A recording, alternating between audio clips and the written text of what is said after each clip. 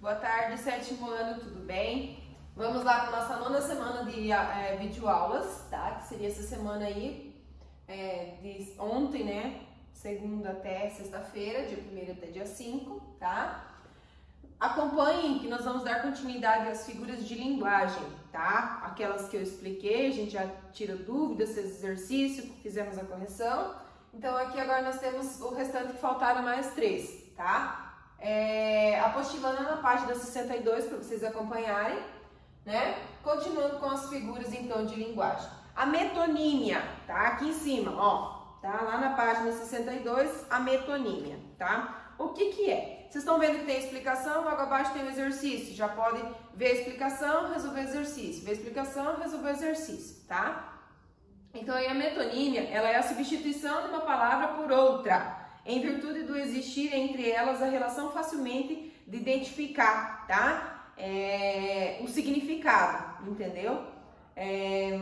Chamando-se isso, então, de metonímia. Essa figura de linguagem pode aparecer de várias formas, tá? Então, nós temos aqui, devemos respeito a seus cabelos brancos, tá? Cabelos brancos seria a expressão. Então, que ela está substituindo a expressão de sua velhice, tá? Então, quando eu quero dizer assim, eu não quero parecer que a pessoa é velha, porque é falta de ética, de respeito, você não sabe se a pessoa vai gostar do que você vai falar, então eu posso, né, tá substituindo. Então, eu vou falar assim, devido à sua velhice eu vou te respeitar. Não, devido, né, aos seus cabelos brancos eu estarei, né, tendo um respeito maior pela sua pessoa, tá? Poderia estar citando dessa forma, então, para fazer essa troca. Essa troca, né, que eu utilizo, o nome desse recurso é chamado, então, de metonímia, tá? Que causa efeito, troca, né, o efeito pela causa, tá?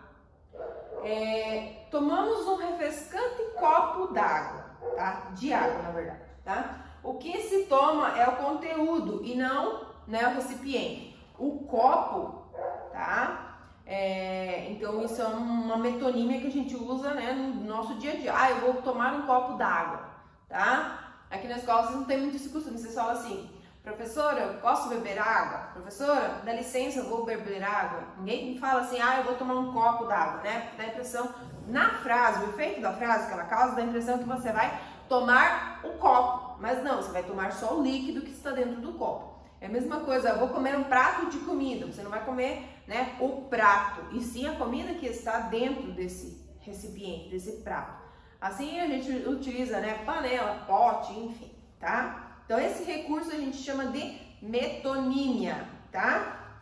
Aí vocês podem resolver exercício, né? Nós temos mais exemplo aí, tá? Então, ali o exemplo C. Não lia, portanto, o negrinho do pastoreio, que já preparava o terreno, até para eu deixar de ler Machado de Assis ou Dalto Trevisan, tá? Então, são o quê? São escritores diferentes, tá? Então, no trecho C, está estabelecendo a relação de afinidade entre esses dois autores, tá? Eu posso, então, usar o exemplo da metonímia aqui, é usado pelo nome do autor, referindo-se à obra, tá? Que pode ser uma obra famosa, alguma coisa assim. Eu não tô lendo o Negrinho do Pastoreio, né? Que é Machado de Assis, tá? Eu tô lendo Machado de Assis, tá? Mas qual obra do Machado de Assis? Então, assim, muitas pessoas que são leitoras, eu aprecio um bom Machado de Assis, mas não fala especificamente qual a obra, né? Dalto Trevisan tem uma obra famosa, que se vocês querem fazer uma leitura, que é O Vampiro de Curitiba, porque o Dalto Trevisan, ele é um escritor, tá? Paranaense, certo? Então, ele aprecia, né, as nossas redondezas, né? Tudo que nós temos aqui no Paraná. Então, especificamente, ele tem uma obra que é O Vampiro de Curitiba. E ele conta a história do porquê esse vampiro de Curitiba, tá? Aí vocês têm o exercício 7.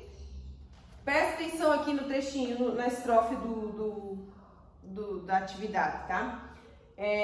E assim o operário ia com suor e com cimento, erguendo a casa aqui, adiante um apartamento.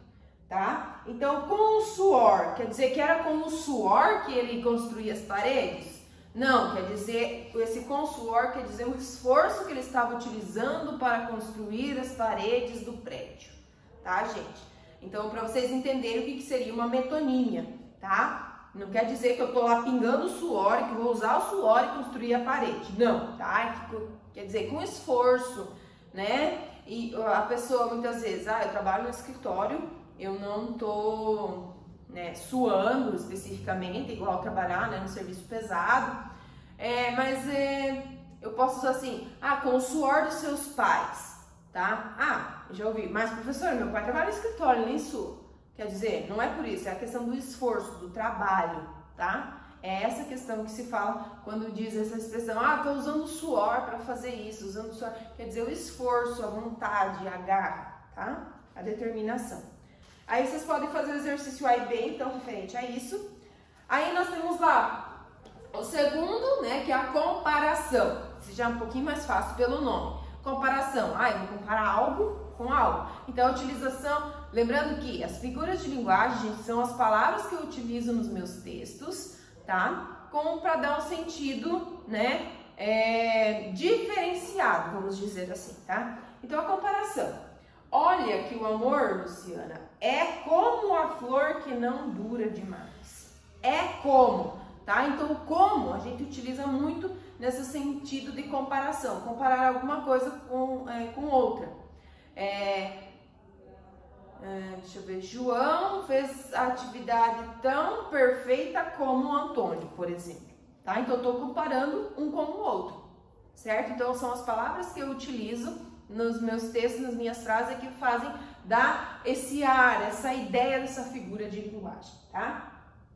Então, aí, aqui do lado, quando exploramos a relação de semelhança entre dois elementos, associada à característica de elemento um ao outro, ocorre uma figura de linguagem chamada comparação. A comparação é geralmente estabelecida pela conjunção como, tá? Mesma coisa, por exemplo, assim, lembrem sempre, quem tem irmãos, né? Os pais, mas o teu irmão fez isso, mas o teu irmão é como aquilo, tá? Isso é como do teu irmão, entendeu? Ou da tua irmã, tá? Então, esse é esse sentido de comparação entre duas figuras, tá? Sendo animais, pessoas, objetos, enfim, tá? Aí tem atividade para vocês resolverem, né? E a metáfora, essa é a mais fácil, né, gente? Todo mundo ouve falar, eu usei uma metáfora no meu texto. Isso é metaforicamente, né? Falado. Então, o que é uma metáfora, né? Então, nós temos ali, quando aproximamos elementos diferentes por meio de uma característica comum entre ambos, o que é uma característica comum? Uma característica igual, tá? Por exemplo, lá na minha turma do 7º ano, os meus alunos, todos têm uma característica comum, todos eles são inteligentes, tá? Então, isso é uma característica em comum entre todos ali. Não quer dizer, gente, esse sentido de comparando ou mostrando um com o outro, que eu posso fazer só entre dois elementos. Não, posso fazer entre 100, 1000 elementos, tá? Então, ocorre uma figura de linguagem chamada metáfora. Essa característica é comum, tá? Não é mencionada no texto, obrigando o leitor a usar seus conhecimentos sobre elementos aproximados. Ou seja, é uma comparação subentendida. Ou seja, isso você usou uma metáfora, né? Você consegue entender mais assim rapidamente, né, o que a pessoa está querendo dizer. Então, o trecho da canção a seguir traz a definição de medo, né? Muita gente se você perguntar para cada pessoa tem uma definição diferente da palavra medo, né? O que é medo para essa pessoa, tá? Medo é uma linha que separa o mundo. O medo é uma casa onde ninguém vai. Isso são somente 2 versos de um poema, tá? O medo é uma casa, isso é uma metáfora. Que o medo a gente não vê, a gente não, né? A gente só sente, tá? Então é uma coisa que é imperceptível, a gente só... por exemplo, se alguém passar, tô no escuro, tô ali na expectativa, meu Deus, o que vai aparecer?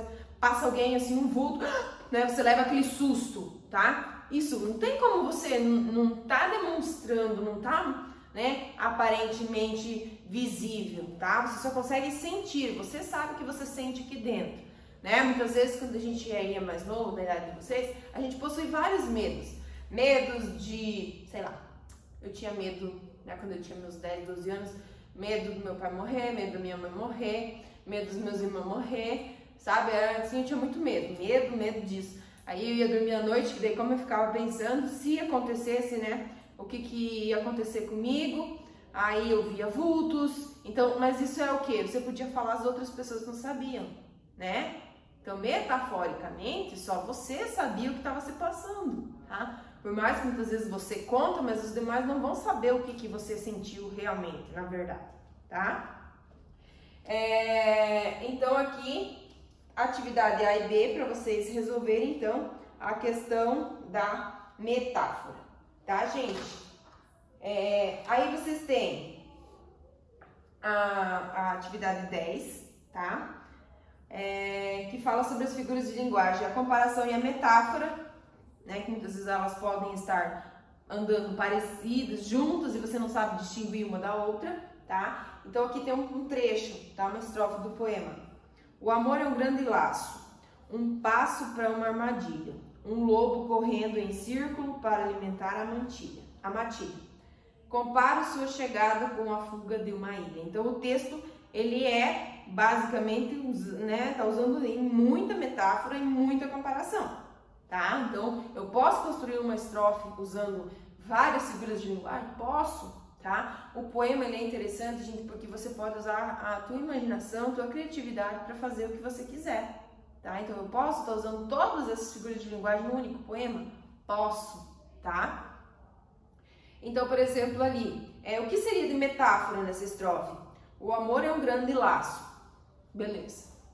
Você consegue ver esse amor envolvido no laço? Você começa a imaginar? Não. Mas quando a pessoa fala, o amor é um grande laço, a gente já imagina o que é, né? Tem gente que... O que é um laço familiar? Quer dizer que você lá na sua família você tem um laço que fica segurando vocês? Igual um laço de cabelo, né, que fica segurando os fios de cabelo aqui? Não, gente, quer dizer que é uma união, tá? Então, isso é metaforicamente utilizado, tá? O que nós usamos aí de comparação? Ali, ó, comparo sua chegada com a fuga de uma ilha, tá? A ilha foge? A ilha tá lá no lugar dela, ela não foge, gente, né? O que pode acontecer é as pessoas fugirem para uma ilha, mas a ilha específica ela não foge, ela tá lá no lugar e ela não vai sair. A água, lá, o mar não vai levar ela embora, né, para outro lugar, tá? Então, minha metáfora e o regime militar. Aqui, gente, tá? Só na página 64, só para vocês fazerem a leitura, tá? Então, leia, interpreta, que seria isso, né? Regime militar. Aí conta a história, né, antigamente aí, tá? Porque o que é a censura? Muitas vezes, hoje nós não temos nada, praticamente quase nada de censura, né? Filmes que aparecem cenas que não devem, enfim, né? Antigamente, filmes com cenas de sexo as cenas de sexo não poderiam aparecer. Então isso era censurado, não era mostrado, tá? Poderia ter o filme e tudo, mas não era mostrado. Tá? Então hoje não existe muito essa questão da censura, tá? Então eles usavam muito a metáfora nessa época para driblar, para contar algumas coisas que estavam acontecendo, tá? Mas sem que as pessoas que fossem daquele determinado grupo, as pessoas de fora não podiam entender. Então eu estava conversando com vocês e só eu e vocês sabiam do que a gente estava falando. A outra turma ali, o 8º ano, estava boiando no assunto, porque eu estava usando metáforas e o meu grupo estava entendendo, porque a gente tinha aqueles assuntos em comum. Os de fora, que não sabiam do que a gente estava falando, né, através das metáforas, não sabiam. Então eles, né, os assuntos passavam, esse povo que entendia, que lá não entendia, e, né, assim sucessivamente. Então, era o que se fala, ó, por exemplo, nas obras assim, a Moreninha, né, deixa eu ver... O Mulato, tá? Da Luiz Azevedo. Então, várias obras literárias da literatura brasileira, tá? Eles usavam muito a questão da metáfora, tá? Para contar o que estava acontecendo no país, tá? Sem especificamente mostrar explicitamente, ó, tá acontecendo isso, né? Então era através de histórias, de outras, né, ferramentas que se falava o que estava acontecendo. Então na obra, por exemplo, o Guarani falava do quê, né? Da chegada dos portugueses no Brasil, mas que o Brasil não foi descoberto pelos portugueses, porque já existiam os índios aqui, tá? Então o Brasil já era povoado, já era descoberto, né? O que aconteceu? Com a vinda dos portugueses, o Brasil, né, conseguiu uma civilização, tá? Então, e aí, né, cada ano que foi passando, e nós chegamos até onde nós estamos, né? Então, o que seria do nosso país se os portugueses não tivessem, né, chegado até aqui, né? O país todo, de repente, não tomaria essa extensão, né? Os índios tomariam muita parte, né? Enfim, então a gente não sabe o que aconteceria, tá? Então, as metáforas em regime militar eram utilizadas para isso, né? Uma forma, assim, de dizer não abertamente para que determinado público não entendesse o que estava sendo dito, tá? Gente, aí vocês têm as atividades da página 65, tá? Fazer leitura aqui, aves e meninos, tá? Do poema, responder porque são perguntas, interpretação pessoal, ler, interpretar o que você entendeu do poema, tá? E tá resolvendo. Aí, gente, vocês têm aqui, na página 66, vocês vão fazer o quê? O planejamento de um poema, tá? Então, leiam as instruções, tá? Sobre o que está dizendo a figura, de quem é essa figura, condições de temperatura, cheiro, sensações táteis e som, tá? Vocês vão pensar nisso, tá? Pense em possíveis elementos sensoriais sugeridos pela pintura, que é o que está aqui. Aí você vai verificar esses elementos da imagem que podem ser utilizados para construir metáforas ou comparações, tá? Aí você pode planejar. Gente, vamos estipular aí um poema com 4 estrofes e 4 versos, tá? Para não fica tão extenso e fica bem legal. Você pode fazer, por exemplo, cada estrofe com 2 versos, 2 metáforas, 2 de comparação, né? Você pode fazer essa distribuição, não fica extenso e fica um poeminha bem legal, tá? Aí, você vai aqui, tem as instruções para você produzir esse teu poema. Lembra que sempre a gente tem isso daqui? Gente, isso aqui é para você, é um passo a passo de como você ir fazendo, tá? Então, ou seja, você vai planejar, você vai produzir um poema a partir dessa figura e utilizando esses elementos sensoriais, tá? Essa produção vocês vão fazer lá no caderno, ok? Esse sarau aqui a gente não vai realizar, tá? Então, a atividade, realizar as atividades aí, tá? Da página 62 até a 64 e depois fazer o poema que está descrito na página 65 e 66, tá ok? Gente, espero que vocês tenham entendido, compreendido. Qualquer coisa me chamem, tá? Para tirar dúvidas, tá? Que eu explico sem problema nenhum, tá ok? Boa semana, bons estudos, pratiquem tudo, façam as atividades certinho, façam a produção do kit, tá? E vão continuando a leitura e já preenchendo a ficha de leitura do livro, para que daqui uns dias a gente vai estar passando a data para vocês entregarem, tá ok? Beijinho para todo mundo e até a próxima aula!